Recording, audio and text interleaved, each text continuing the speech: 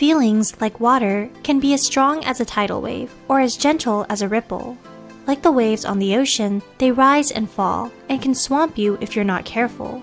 A skilled sailor can use the tides to go anywhere they want, whereas a bungler is doomed to follow where the waves lead them.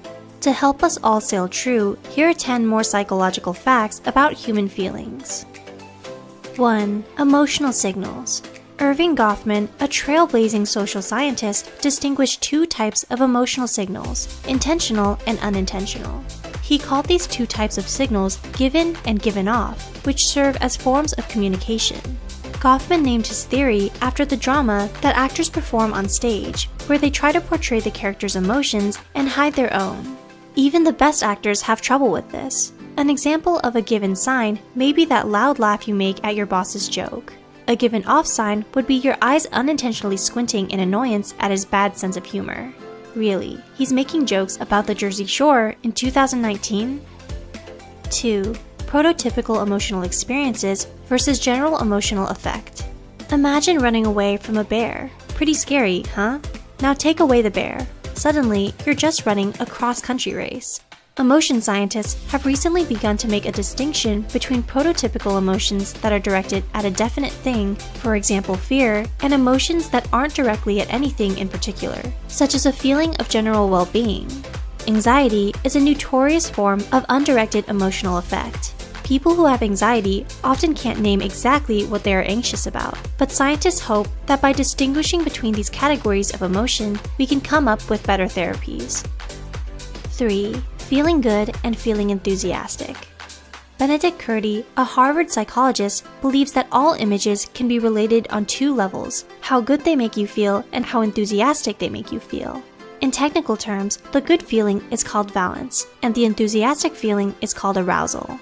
Knowing this helps us figure out whether we're feeling, say, pleasantly tired, which is low arousal but high valence, or lazy, which is low arousal and low valence. In one case, you should put your feet up, while in the other, you should get back to work.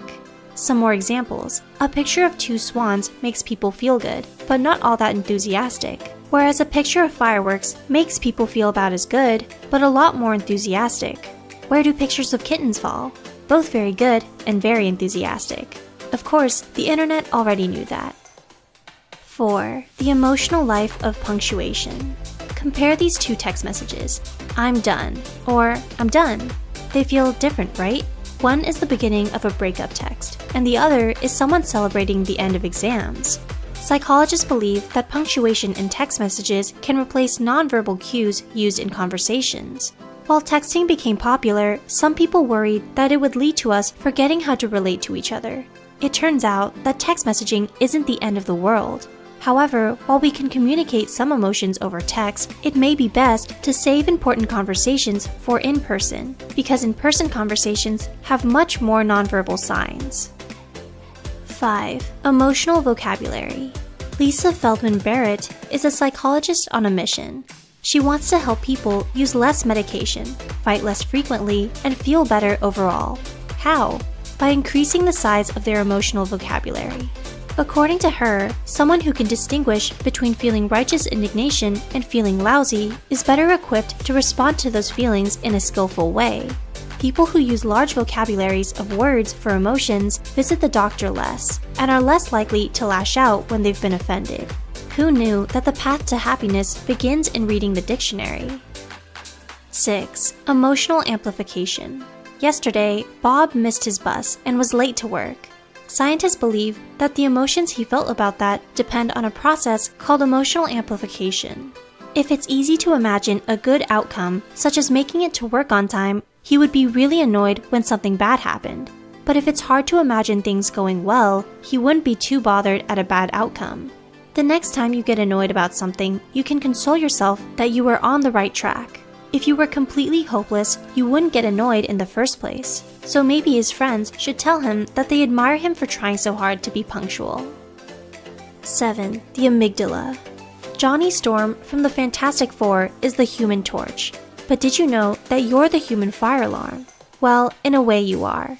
Each of our brains has a region called the amygdala. This area becomes active when we feel strong emotions. Scientists use the word salient to refer to these very strong emotions. In psychology, salience refers to any perception that stands out from the rest. Negative emotions like fear and anger are naturally very salient, so they make our amygdala light up. I guess we all have a bit of spidey sense. 8. Emotions and decision making.